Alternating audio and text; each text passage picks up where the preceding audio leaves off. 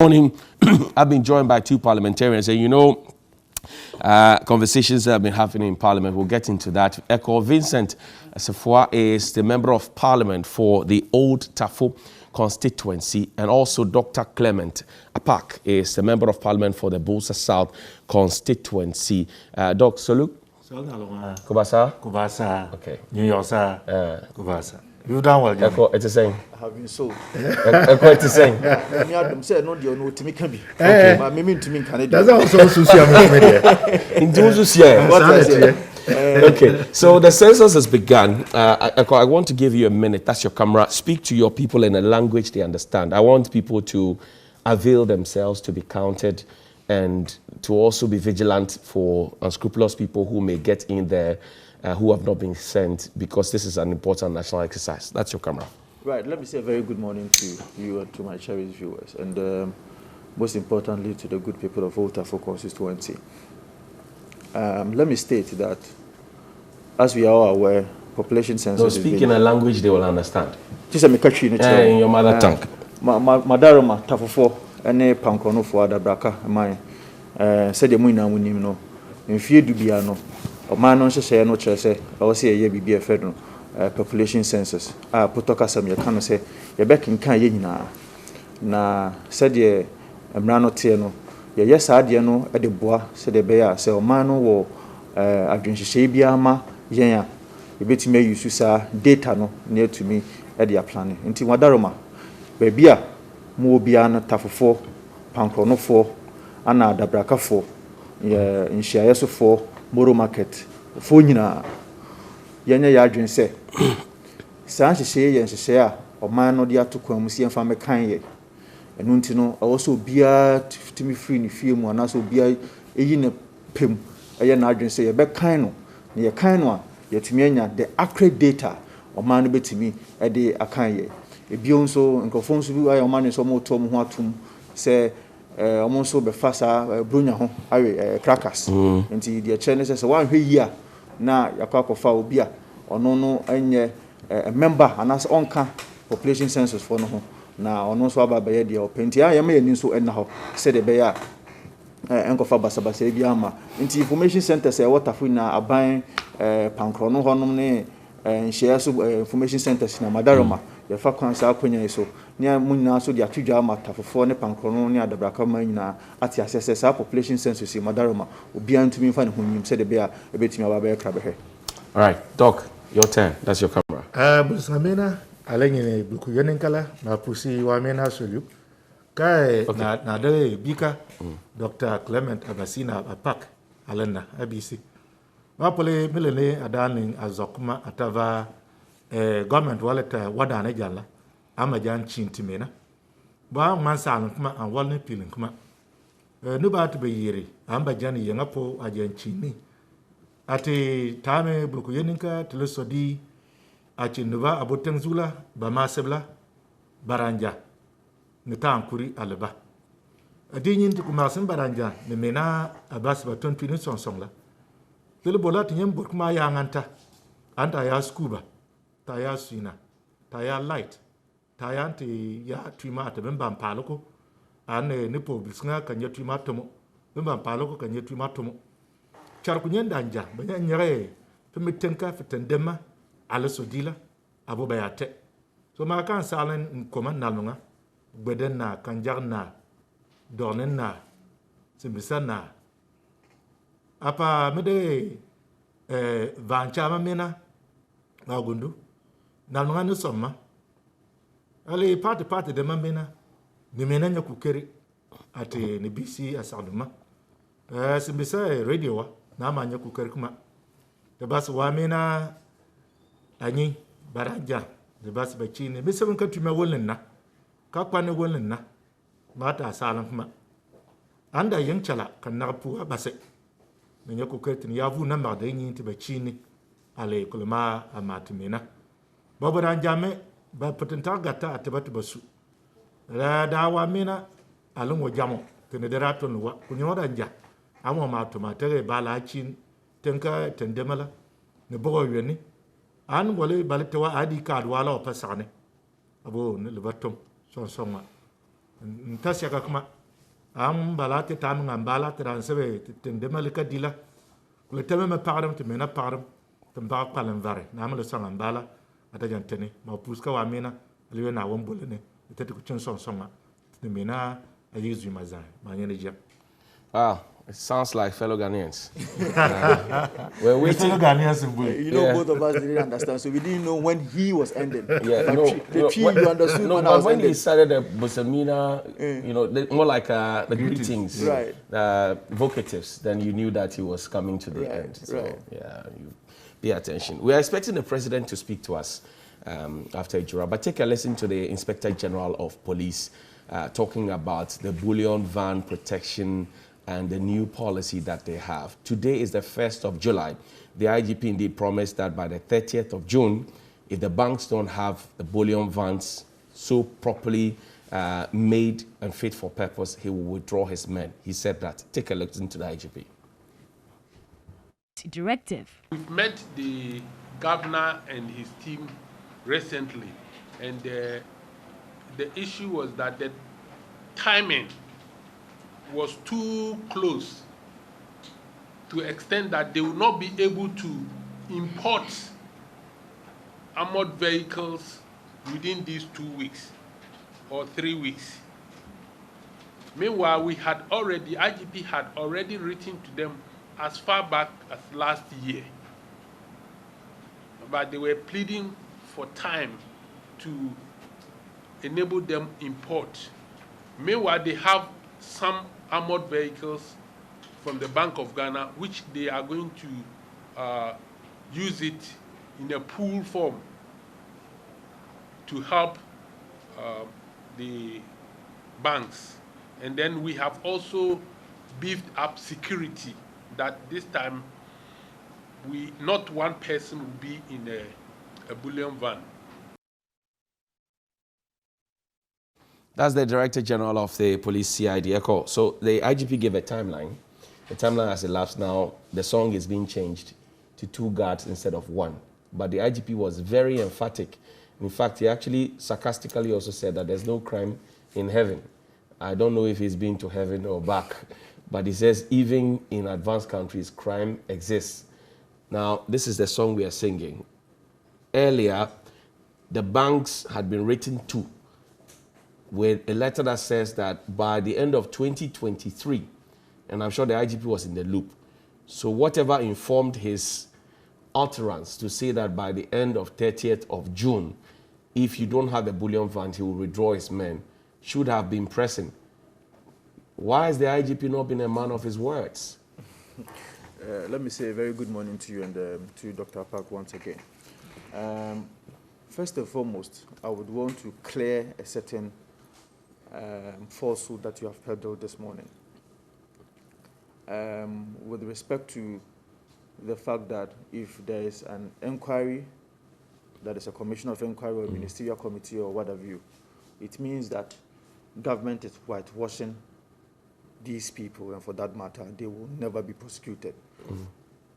That is falsehood. Okay. I'm saying this because the Article 287 or 278 of the 1992 Constitution that set up the Commission of Inquiry is very clear.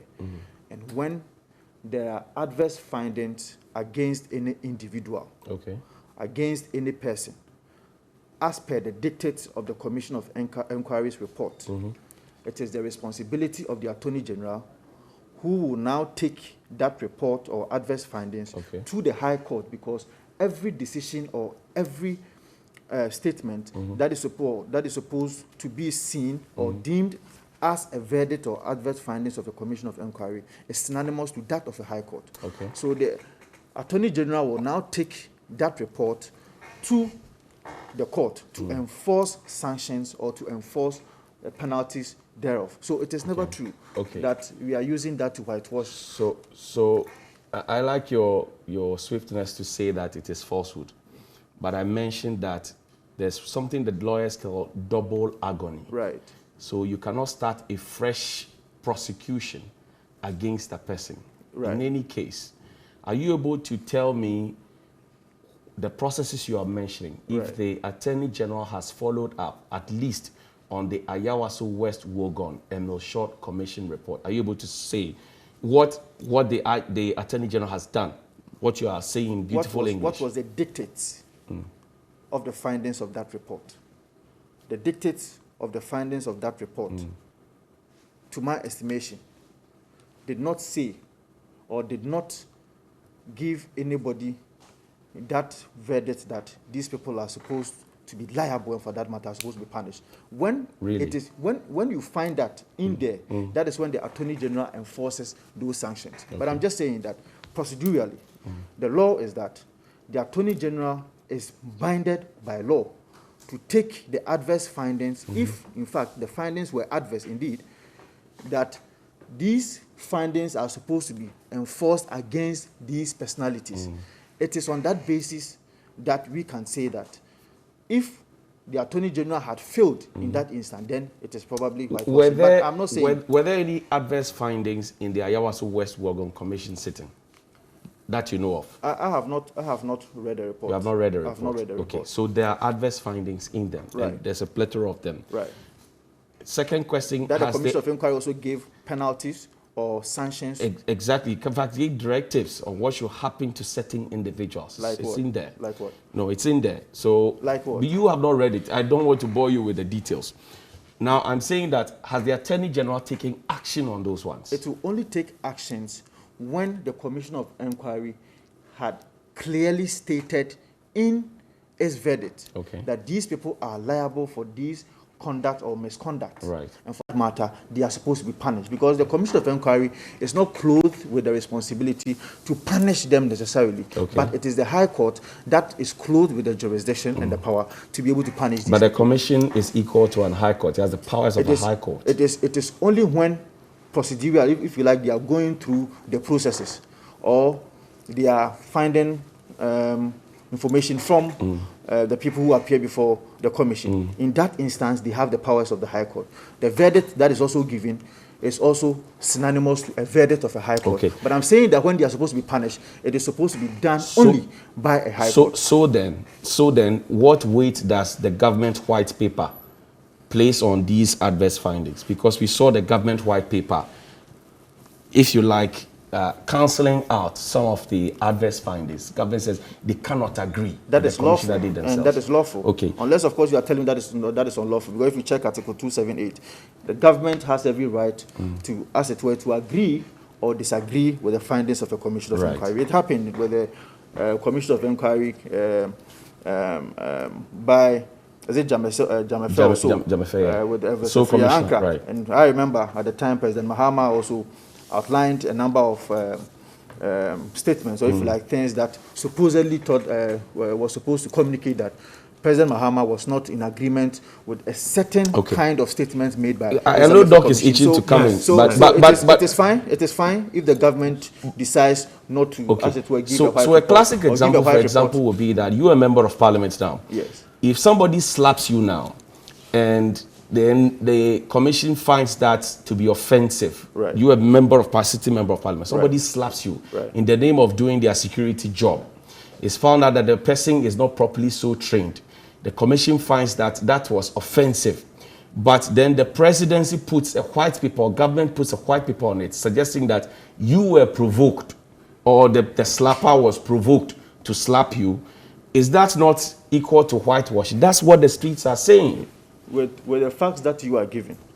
The facts that are contained in the report. No, you just gave a scenario about if somebody slaps Sam George. I'm mentioning Sam George particularly then.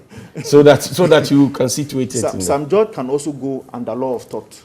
Okay. That's a civil matter. Yes. And I'm saying that if I slap you right now, you can go to the police station. It will become a criminal matter of assault and battery. Yes. That's a criminal matter. Absolutely. But once the person appears before the commission, that option of assault and battery is taken away from you. It is not taken away from you. The adverse findings that will be given by the Commission of Inquiry can be enforced by the Attorney General, or better still, it is supposed to be the responsibility of the Attorney General to enforce the judgment, or if you like, the verdict. And I'm saying, has the Attorney General enforced any of the things in the Emil Short Commission? Unless you tell me that there were adverse findings that the Commission of Inquiry actually stated. You have not read the report. I have not read the report. Okay. Right, that's fine. Doc, well, take a bite on this one. Very quickly, and I'm not surprised this came up because even in the wake of recent developments, calling for an investigation. Very likely, some of us are going to be advocating for a commission of inquiry. But you see, Johnny, you are right. And I am glad that my colleague here has been honest in indicating that he has not read the report. But we all know that the recommendations made by the Emil Short report are yet to be implemented. I don't know of any finding that was made in that report that has been given effect as we speak.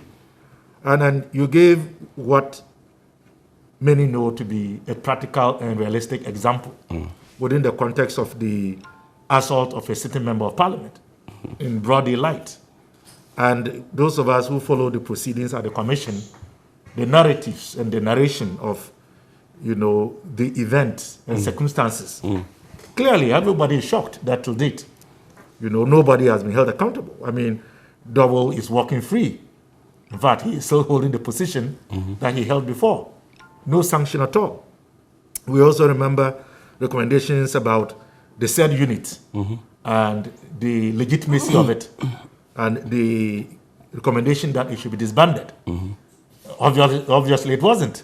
It is only recently, courtesy of the other unfortunate development involving Caleb Koda, that we became aware that, in fact, the person who was leading that unit was still at post. And we saw him lead another group to go and, if you like, intimidate and practically assault members of a media house.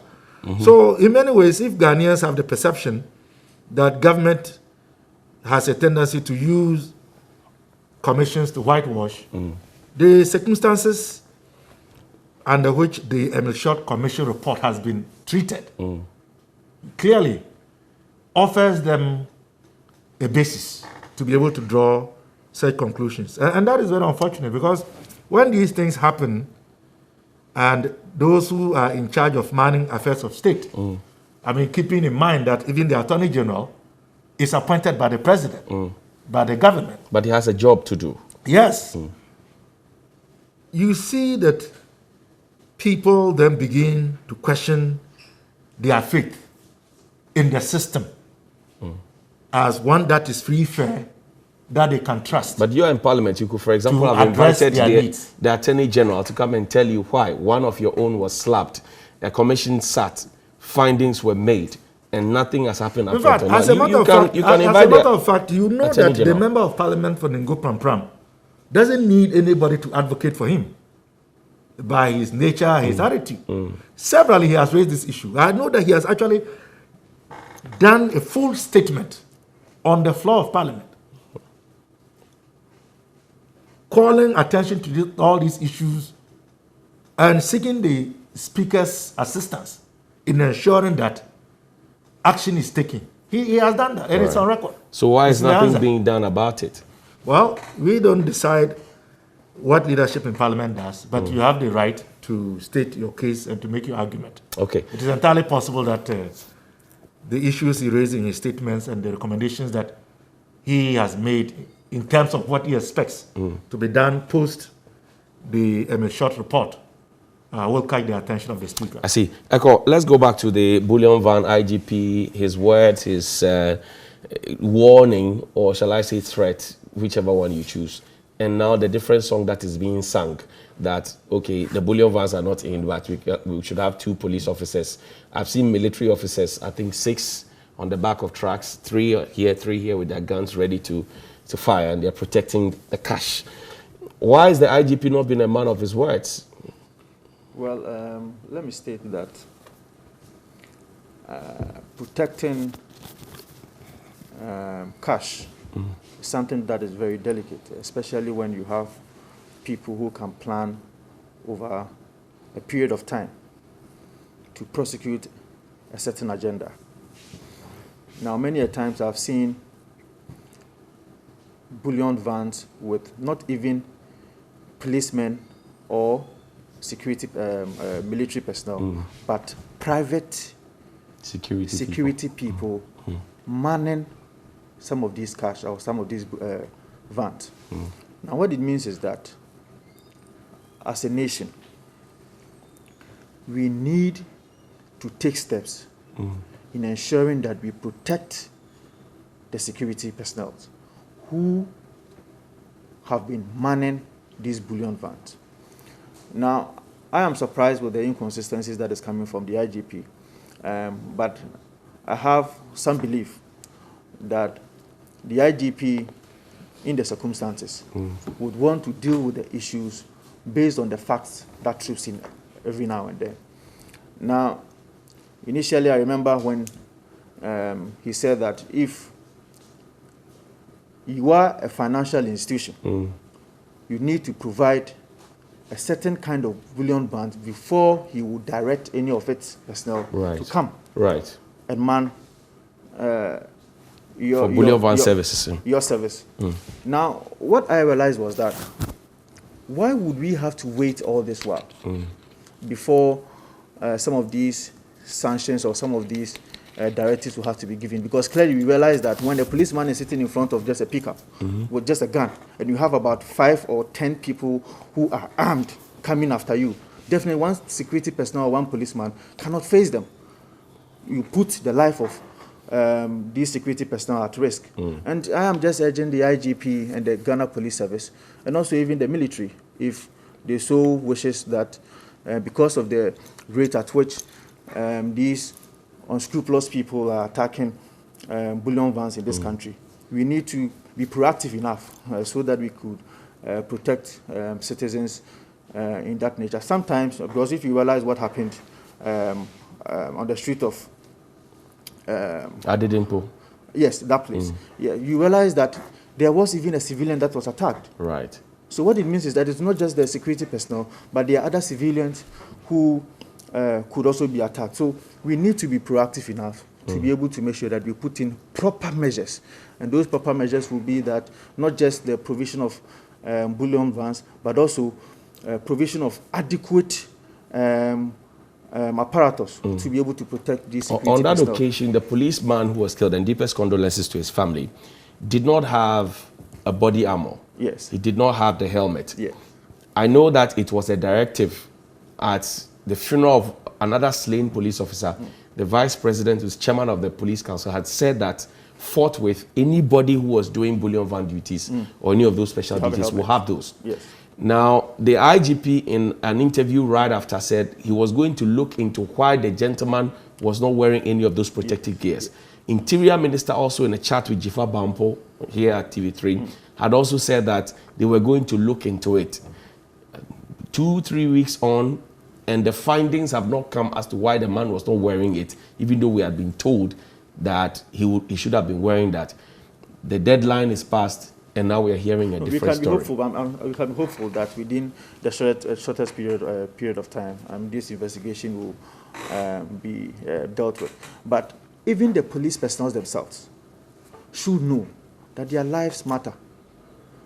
If you have been tasked to go and protect a bullion van, and you don't have a vest that can protect you, you don't have a helmet that can protect you, you yourself should be interested in that. But if the things are not there, but that's what I'm saying. How that can they conduct? They work in a regimented space. You are just saying that the Maybe things are before not complain. there. But it is also possible that those things have already been given to them, and they probably feel The to last use time we it. checked, they had only 4,500 for the entire police service in Ghana. You cannot be sure. 4,500. You cannot be sure why this particular gentleman was not in a helmet and was not in a vest. Right. Until the investigations are done, you and I cannot sit here and be sure about that. Okay. It is also possible that he himself actually failed in using the helmet and the vest. So I'm saying that it is two sides of the coin. The Ghana Police Service has a duty. Right. The individual himself also has a duty to ensure that he's in a helmet, he's in a vest. And if you have to double it and say, okay, with every bullion van, we should make it 2 or 3 people and probably even add a military personnel. It is important because for a period of about 6 months, we've seen a number of bullion vans that have been attacked in this country. Broad daylight, people shooting policemen, people shooting civilians just for the purposes of taking cash from bullion vans. The IGP made a direct, if you like, warning, gave a direct warning, and it was to engender the confidence of his people. Now the deadline has passed. What should the IGP be doing to still keep the confidence of his men who are going this morning on bullion van duties in those bread delivery vans. What should the IGP be saying to them now? Well, I'm saying that it is the responsibility of the IGP and the Ghana Police Council to ensure the safety of its people. In instances whereby timelines are missed like this, I will only urge the IGP to be proactive and ensure that its men are being protected. Because it is his responsibility, it is the responsibility of the Ghana Police Service, it is also the responsibility of the Interior Ministry to ensure that these men are protected. I see. Doc, so there's a triangle. The banks are there. They hire private security people. Then the IGP comes in with his men. And then the Bank of Ghana itself is there. So maybe it's a rectangle. Now, the IGP jumps all of these ones, even though they had agreed that by 2023, Bullion vans must be fit for purpose. He jumps the gun in the melee at a funeral. He then says, I'm giving this timeline. Did the IGP act well?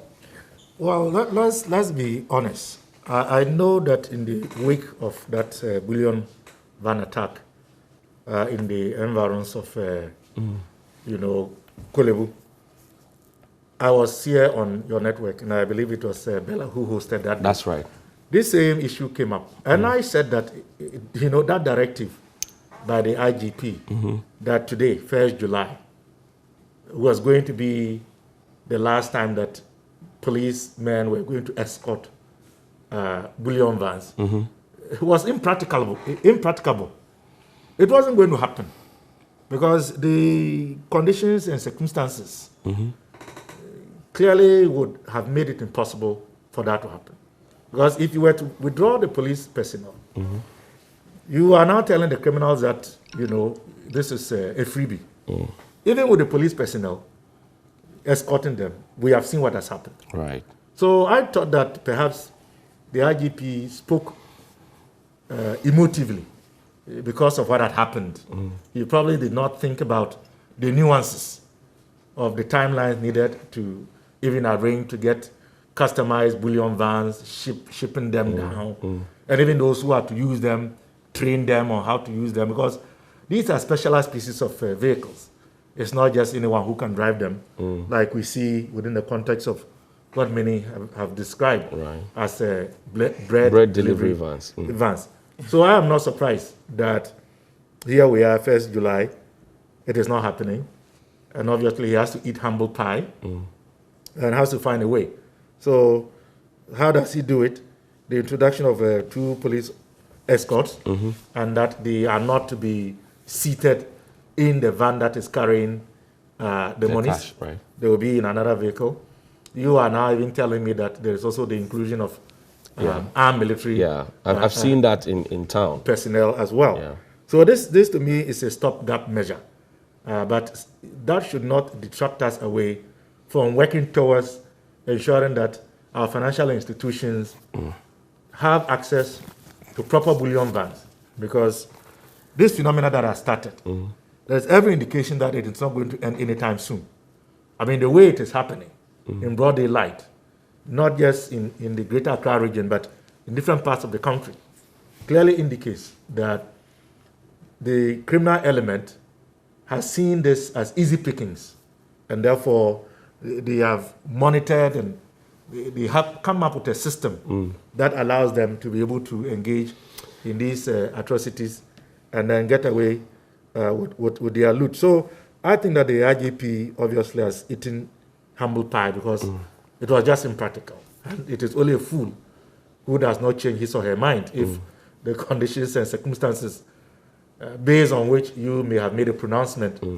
Then he owes us an apology. fail. He owes us an apology, and the families of the people who had hoped that today, if their husbands and uncles and brothers are going to work to do bullion van duties, they will be safe and secure from all along. Johnny, I think the IGP was in Parliament yesterday as a part of the entourage Public Accounts representing Committee. agencies under the Ministry of Interior. And a lot of us wanted to ask questions, but we were not allowed. Because this issue of it is only in heaven that there is no crime. The interpretation of that to many has been worrisome. Many have even asked him to apologize. Because as the chief entity in charge of providing security for the civilian population. When you hear this, it is not reassuring. And the minister lamented, Ambrose Derry lamented severely about a myriad of challenges that the police service is facing, from the lack of numbers to the shortage in, of course, inadequate body vest and the elements and what have you. And he was asking Parliament to assist him. There is no member of Parliament who doesn't have concerns and issues bordering on security. I mean, we can admit that in as far as you have human beings, there would always be deviance in society. There will be those who will not follow the norms, the rules, and regulations. They will do things that will cause pain and harm to you and I. But it is also true that we are seeing rampancy. Okay. And as far as, if you like, violent crime, robberies, and murders are concerned. And that should be a cause for worry. And yet yesterday the IGP was in Parliament and the representatives of the people were asking him about the 2016-2017 public accounts when there are pressing issues like Ejura and all of that. No, Johnny, you know the way Parliament works and the way the Public Accounts Committee works. Every year, an audit is done. Right. Of all expenditure that was approved by Parliament for use by the executive. Right. I mean, the executive superintends over the budget. That is why the budget is presented on behalf of the president by the finance minister. So what we did yesterday was look at the expenditures year-end December 31st, 2017. Okay. So we are working towards recent times. But when we sit like that, there is what we call public interest questions. That's right. Where the chair of the committee would allow some of us who have pre-informed him that this is a matter that has come to my attention from constituents, from Ghanaians, and they want me to ask this officer. And so that is how a few questions were allowed. And in fact, Sam George asked a question, and I believe two others also asked some questions bordering on that. But in terms of this Ejura issue, statements were made on the floor of Parliament. Okay. At least, I think 2 statements were made. About 3. About 3. One of them by the Member of Parliament for Ejura himself. Alaji Bremer Bauer himself. And then I believe Roxanne the Fiamapo also made a statement. So it was something that occupied the attention of Parliament. We'll discuss Ejura in full and bounce it back to Parliament. Sorry, I'll bring you. I'll let you have it. Okay, quickly. I really want to put something right here. Whatever the IGP said, my senior brother just cannot do that cherry picking and just pick out that word and say that because he said that it is only in heaven that there's no crime. Is the statement that he made, is it a truism?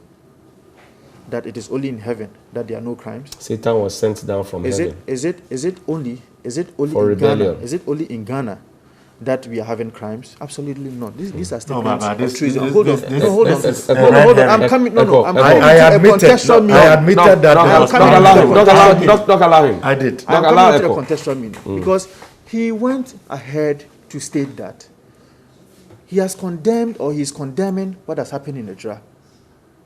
But indeed, it is not only in Ghana that we are having or we are seeing. So you find crimes. nothing wrong with what he said? I'm saying that if you take that statement out alone, then you have a problem with it. But I want us to give the contextual meaning, whatever the IGP said on the floor of Parliament. The context that the IGP put to it was that in the UK, the US, even in Switzerland, or mentioned another country, that there are no crimes there. Now, the initial reaction from the public is that in the UK, their street lights work. Yes. In the US, their street lights work. Yes. Their cameras on CCTV cameras around are so functional that they don't have to go and be begging an individual, be making his identity public, to be asking him for footage to deal with a matter of this nature. In the US, in the UK, and wherever he mentioned, police officers have sidearms. They don't move about without body armor. They have body cam. They have radios. They can quickly call for backup. The response time is quick and all of that. So when he compares that to this and he caps it with there's no crime in heaven, the people say they find it problematic. No, I'm just unless saying you that don't find it problematic. Even in those states that you have mentioned that you have all these things, are there crimes or not? There are. But I'm just trying to say that the statement made by the IGP, is that a statement of fact? You find not? Nothing wrong with the IGP I'm not, statement? No, don't go there. So what are you defending? No, I'm just saying that, no, take your time. I am giving the contextual meaning of whatever he said. If you do cherry picking and pick out only that statement, you make it look as if the IGP was being insensitive. Okay. I'm also saying that as we all agree that there are other things that the IGP, the Ghana Police Council, and the Ministry of Interior are supposed to be doing in providing the adequate apparatus to the Ghana Police Service, or if you like, the personnel of the Ghana Police Service. I am saying that we should not just take those statements out. So if you want to contextualize the statement, yes, not me. And look at it holistically. What will be your final inference? Because the people say the IGP shouldn't have made that line. He should have said it. The final inference of whatever he said was that, one, in every country or in most countries in the world, there are crimes that are perpetrated by its citizens. Right. When individuals conspired in their rooms to go and act or conduct themselves in a way that would be criminal, you and I, not even the IGP, would be able to stop that. But the duty of the Ghana Police Service or the duty of the Interior Ministry is to ensure that people who have these thinking or people who conspire to act in a way that is criminal are supposed to be protected. That is the Ghana Police Service or the personnel of the Ghana Police Service are supposed to be protected in a way that is worthy of protecting the lives of these individuals. So and the point that I'm making is job.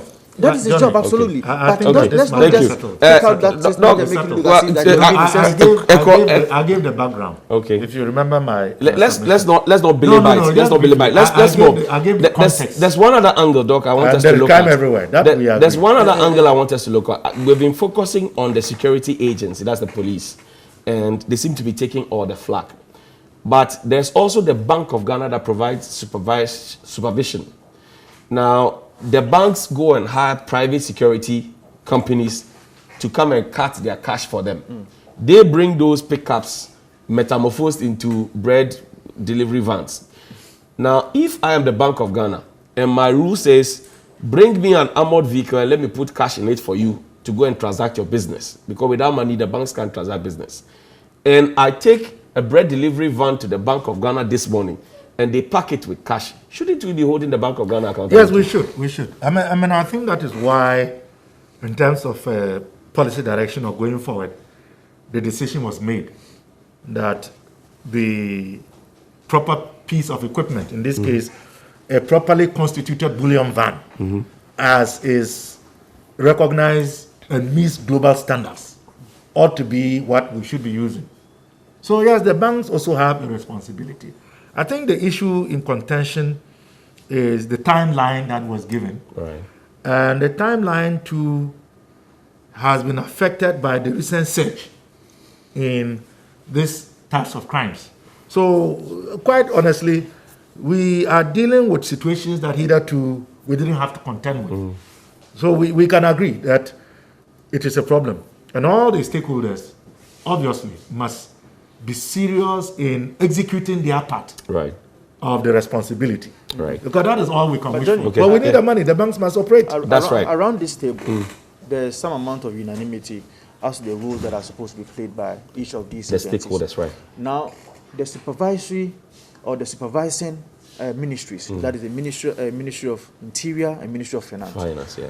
We are proposing, around this table, that there should be that stakeholder engagement as soon as possible to outline the roles that are supposed to be played with the provision of bullion vans and the provision of the necessary apparatus to the individuals who are involved. So if it is the responsibility of the Bank of Ghana to provide bullion vans, as soon as possible, the supervising ministry should ensure that these things are done. As much as possible, the Ministry of Interior should also ensure that the apparatus that are supposed to be given to the personnel or the individuals of the Ghana Police Service as early as possible is also given. Better still, the individuals who are supposed to be manning these bullions, if and only if the apparatus have been given to them, but in They should their use them. failure to use them, then they should also be sanctioned as soon as possible. Thank you. Cookie is ready with some of your messages on WhatsApp, and we'll talk about Ejura shortly, but I want to hear what you have been saying on our WhatsApp console. Cookie, welcome. Thank you very much. I'll get straight into it. Now, Abbas Amogobo from Offensu says the security system in this country has broken down. The president and his appointees are just deceiving us, the people. Each one must protect himself but should not keep quiet. Greetings to Honorable Barbara Sewa Asamoah. This one says, good morning, Johnny. We are no more safe in the hands of the security service in Ghana under this government. We can only pray for God's intervention and protection. Killing of innocent Ghanaians whose only crime is to see Ghana progress. We are doomed as a country. And my man Bukri Song in Tamale sent in that one. You should commend me for getting the name right these days. Congratulations.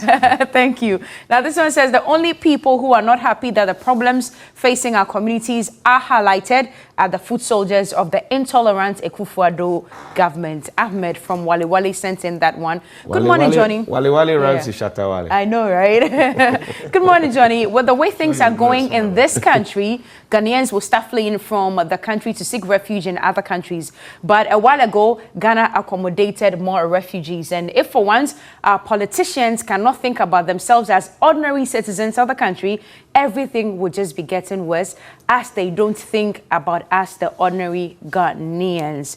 And this one says, good morning, TV3. The kind of politics we are doing in this country is very irritating.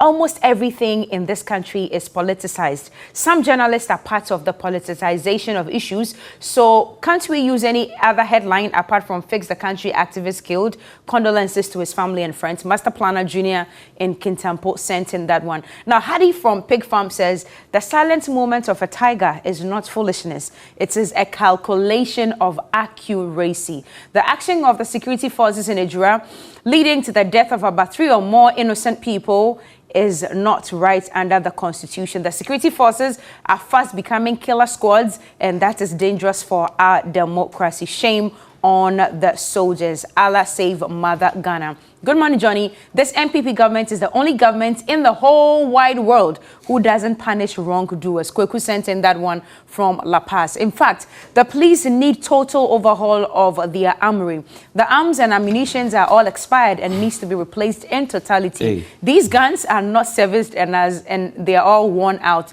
The police need more modernized weapons to help fight crime and to save lives and property. Abdul Basit Zongo Panier in Kumasi says, greetings to Honorable Lawyer Ben Abdullah Banda, the coordinator for Zongo Development and Inner City. Please, fellow Ghanaians, good people of Ejura, please let peace prevail. Calm down for the police to investigate this matter. There is no need to lose any soul in Ejura. And I cited one of the messages that didn't make it here. It says that you should drink a lot more of awake water because he needs you alive. Do not let the issues of this country get you into trouble. He doesn't want you to get heart attack. I hear you. Yeah. Thank you very much. Well, John says, isn't it funny how all the issues involving security personnel mentioned by the CID boss haven't been able to identify the officers?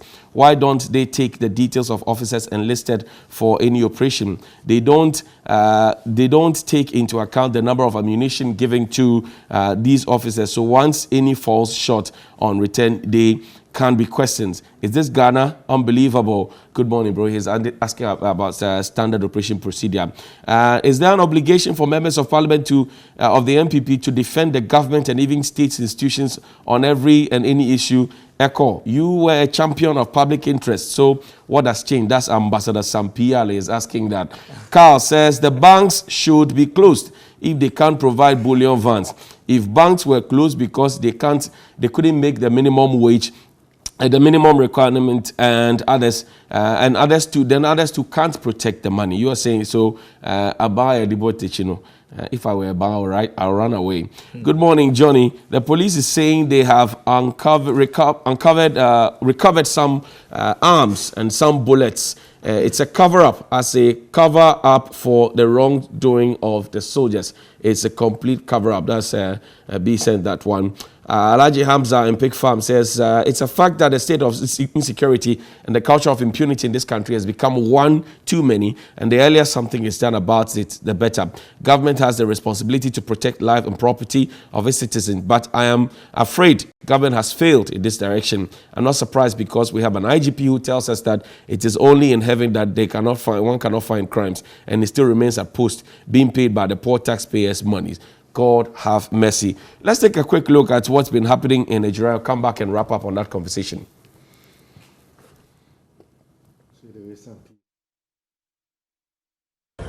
The president must accept full responsibility for reducing this country to a police state.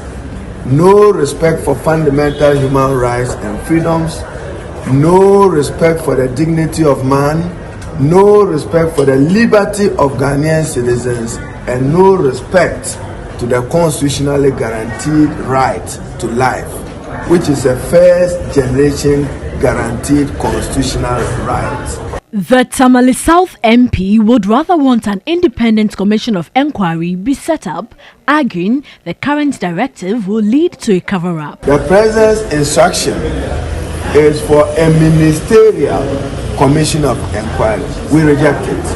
That is not good enough. We want a commission of inquiry within the meaning of Article 278 of the 1992 Constitution.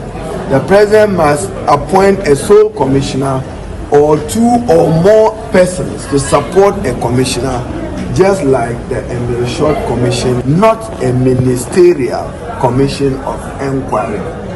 There is complicity of state security agencies. They cannot absolve themselves. Want to see the president appoint a justice of the Superior Court or a retired justice of the Supreme Court to lead this process, because ultimately we will accept recommendations that calls for reforms. That's the MP for Tamale Central, Tamale South. He is also the minority leader, the Honorable Haruna Idris. So, Doc, I'll start this one with you. You were in Parliament when the Minister for National Security came to justify the violence, or if you like, the violent nature and the use of brute force to oust the what do you call it? The security coordinator in the Ashanti region. You were in Parliament. Your side was in Parliament. I was. He said it, and he said that giving another opportunity, that level of force will be used again. You have said nothing about it. Your side has also not said anything about the Emil Short Commission, and we discussed it earlier, and how the report has been applied or not been applied. Now you say you reject this offer from the presidency. Johnny, what are you doing? To the contrary. Within the context of your preamble, I think that you have misrepresented us, to say the least. So guide me. We have always said that we expected the executive to give effect to the Emil Short report. Okay. During the week of that event, and mind you, it was an election that we believed that if not for what occurred, we could have won. It was an election where one of our own was assaulted. And so we were stakeholders, and we had an interest. So clearly, you couldn't have expected us not to react or to make demands and requests. That's one. The problem is what about the National Security Minister's statement? Our expectations were not met, as is reflected in the commentaries that many Ghanaians and independent think tanks, have made on that Emil Short report relating to IOS Voice One. With regards to the security situation in the Ashanti region. No, let's deal with the National Security Minister first. He was in Parliament. Yes, that is what I'm talking about. He said he will use force again. And we disagreed. We disagreed with that. In fact, that question that he came to respond to was filed by one of ours. Right. So that in itself should indicate to you that we had problems with what happened. We didn't think that that was the way to go, how to resolve a matter. Particularly so when those who went to take that supposed action, because the National Security Coordinator in the Ashanti region had refused to comply, themselves we found to be questionable. As we speak today, even the identities. So the minister's response gave us reason to worry.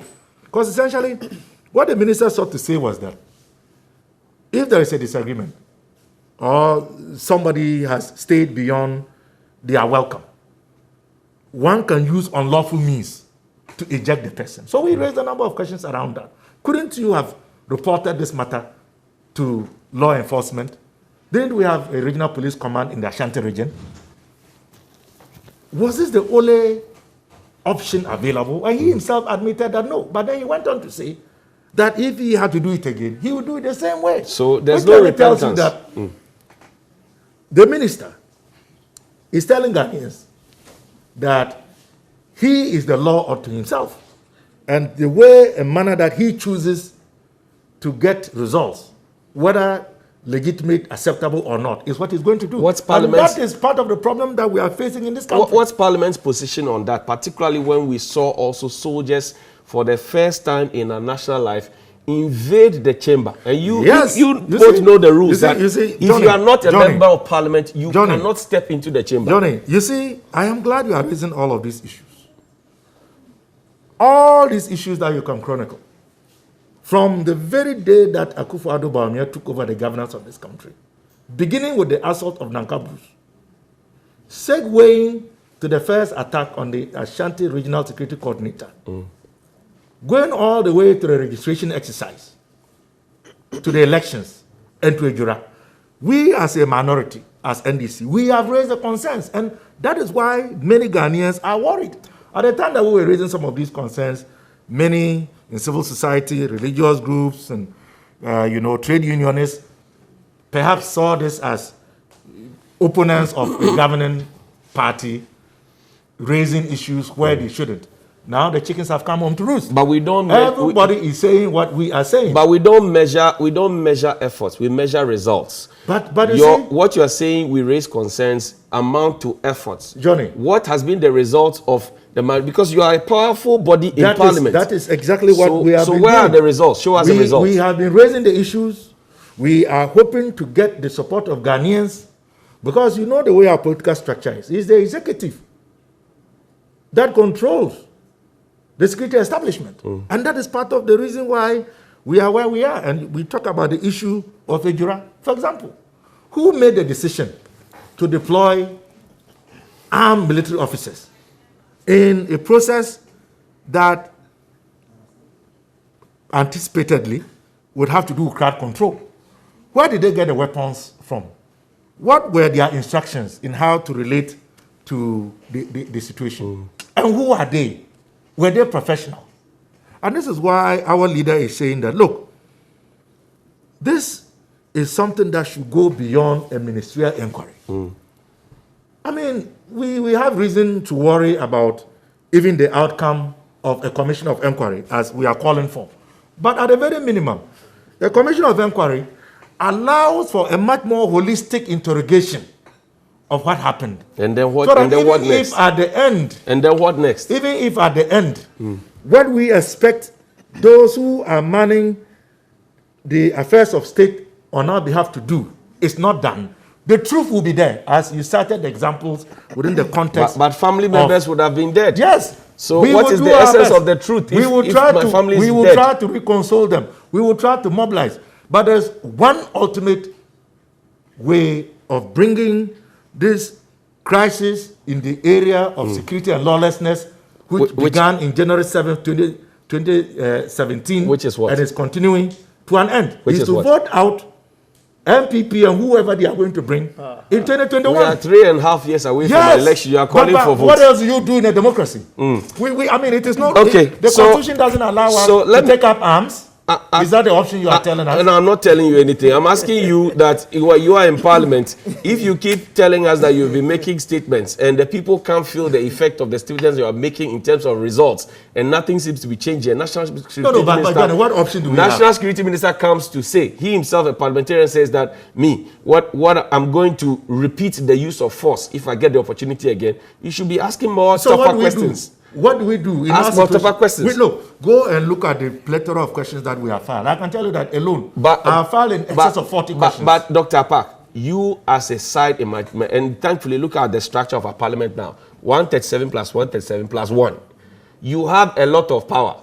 Why don't you, for example, hold the government's things when they bring on to you and tell them until you give us this answer, we won't approve this. Well, we are you just have starting. the power to do that. We are just starting. Have you used that? We are just starting. You approved every ministerial nominee that came to you. The people are disappointed. The processes in terms of approving ministerial nominees is separate from matters. And I'm saying that. And I'm saying that. Okay. There are numbers involved. Doc, media review is coming. Media review is coming. Doc, hold on. I understand your frustration. Media review is coming. Johnny, look, I understand your frustration. You are echoing the frustrations of Ghanaians. Ghanaians expect a lot from us in the NDC. Right. Admitted. Yes, we may have faltered at the beginning. We have picked ourselves up. We have dusted ourselves. And we are ready to work. Okay. And you are going to see evidence to that. Echo. So, 48 hours or more, the president has not spoken. The president has only given a directive for an inquiry to be made. We are told that later today, the members of the committee will be announced. Now, 48 hours on, the vice president has not spoken. The national security minister has not spoken. The defense minister has not spoken. The interior minister spoke about the death of Kaaka.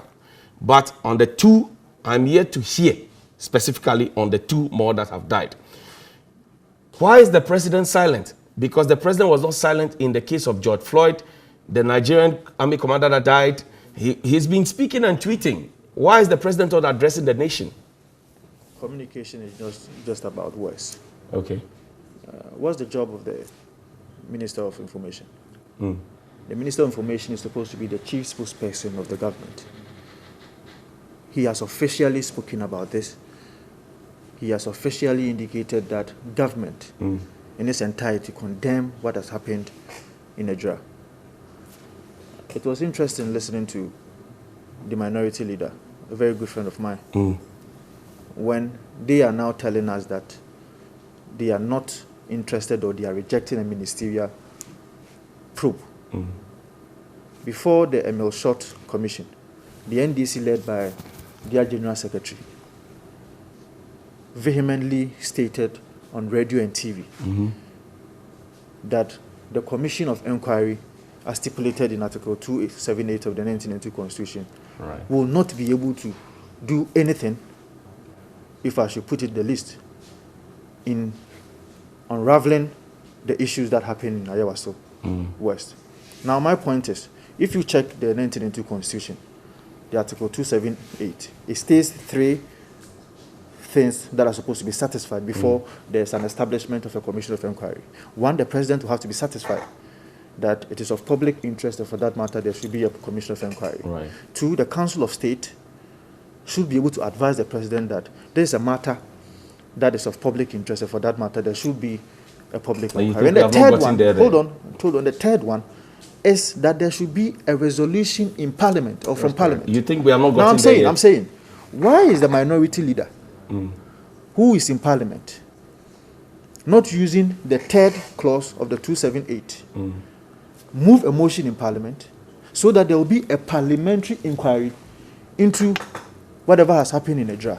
Yet he is quick to attack, or if you like, reject the President Committee. Now I'm saying that the President, because of the urgency of the matter, has given only 10 days. Shouldn't he be speaking to the people so that people can measure his emotions? I have already asked you that what is communication? Communication is not just about words. There has been an official statement from the Jubilee House. The people didn't vote for you, or Kojo Nkrumah. The people voted for President Nana Danko Akufo-Addo. Johnny, I am disappointed you are making this statement. No, I'm asking you. I'm asking you the questions on the streets. What is the job of the communication director of the Jubilee House? He is supposed to communicate the position of government. He's supposed to communicate the position of presidency. And he has signed a letter saying that the president condemns what has happened in Ejura. The president is also sensitive about it. The president has also ensured that, or if you like, has brought up a statement that there should be a ministerial inquiry into it. What else? Does the president, is the president aware that his direct representative, who is the MCE, Salisu Bamba, for 48 hours has not picked the calls of the media and has taken his family to safety from Ejura? He is the boss in charge of everything security. This is the corroboration of the point that I was about. He has moved. It is the local president. issue. Is the president aware? People are saying that this is an issue whereby NPP is involved, NDC involved. In fact, I have also listened to NDC MP. When did the matter in Ejura become NDC NPP? I have heard people saying these things all over, even on social media. But I'm just saying. Not me. Oh, but I've seen it. But I'm just saying that it is a communal matter. So where's the MCE? I'm just saying that the MCE does not necessarily have to speak to the media before you know that. I am suggesting to you that the MCE, as of yesterday and this morning, has moved himself and his family out of Ejura that he's supposed to be protecting, and he says he doesn't feel safe. There should be a reason for that. What's the reason? He's saying that he doesn't feel safe. So it means that when the ministerial inquiry is done, that is when we are going to know the root cause of this issue. But Johnny, let me end by saying that there is a German philosopher called Martin Niemöller. Around this table, all of us will have to be passionate about what is happening in Ejura, so that tomorrow it will not be in Otafo constituency. Tomorrow it will not be in my brother's constituency. Okay. Martin Niemöller said that first they came for the trade unionists. I did not speak out because I was not a trade unionist. Second, they came for the socialists or the communists. I did not speak out because I was not a communist. And yet, or later, they now came for me. And there was no one left to speak for me. So all of us. Thank you. Dr. Clement Apart is the Member of Parliament for the Bulsa South constituency. He's also a ranking member, a deputy ranking member of the Education Committee in Parliament. And Eko Vincent Asefua is the Member of Parliament for the Old Tafo constituency. Just to mention that when the president wanted our vote, he kept speaking to us so many times. Now the president has our vote. He's the president. Our people have died. I've seen him tweet about George Floyd. I've seen him tweet about the Nigerian Army commander. I've seen him tweet about everybody else. I've not seen a single tweet on Ejura. I've not seen the president address the nation. The president is the father for all. The president is the commander-in-chief. The president is the Oga Patak Patak.